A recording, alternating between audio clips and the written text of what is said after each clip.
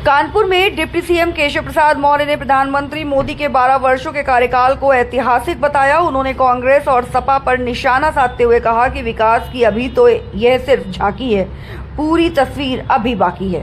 राम मंदिर चंदा चोरी के आरोपों पर उन्होंने सख्त चेतावनी दी कि दोषियों पर हनुमान जी की गदा चलेगी और जांच में जो भी दोषी पाया जाएगा उस पर कड़ी कार्रवाई होगी। साथ ही उन्होंने महिलाओं को 33% आरक्षण दिलाने का संकल्प दोहराते हुए कहा कि सपा के हिंदू विरोधी बयानों का जवाब जनता 2027 में देगी।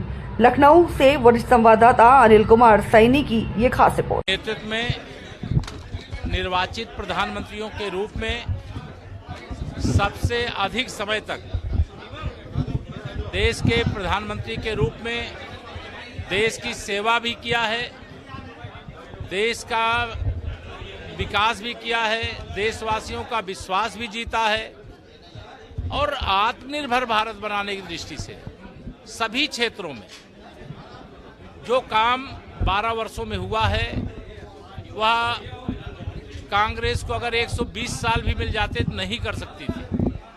तो इस समय यह देश पूरा विकास के साथ, विश्वास के साथ, विरासत के साथ जो गर्वपूर्वक स्वरूप देख रहा है, जिसके क्रम में अनेक उपलब्धियां हैं।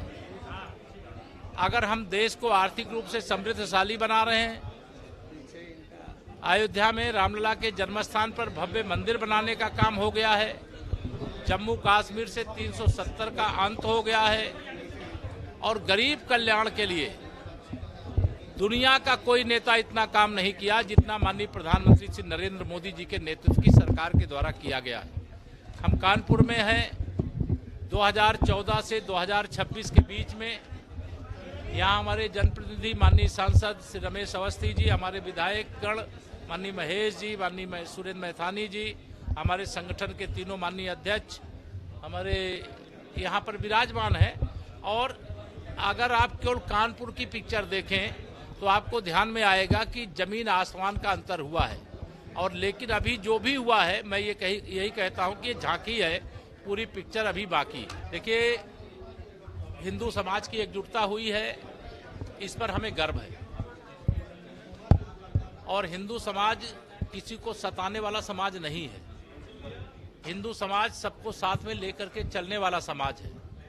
लेकिन समाजवादी पार्टी के सांसद हों, समाजवादी पार्टी के नेता हों, इस प्रकार का जो जहर उगलने का काम कर रहे हैं, इसका जवाब 2027 में समाजवादी पार्टी का सूपड़ा साफ करके जनता देगी।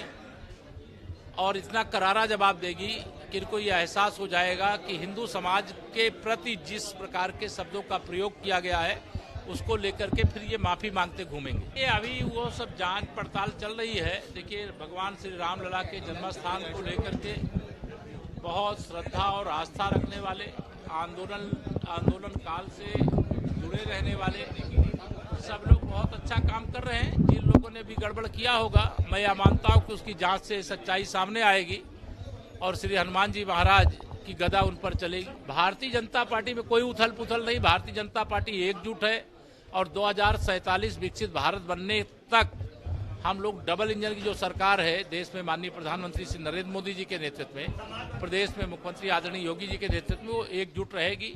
बाकी टीएमसी का तो यही हश्र होना था जो हुआ है, और समाजवादी पार्टी का यही हश्र होने वाला है 2027 में।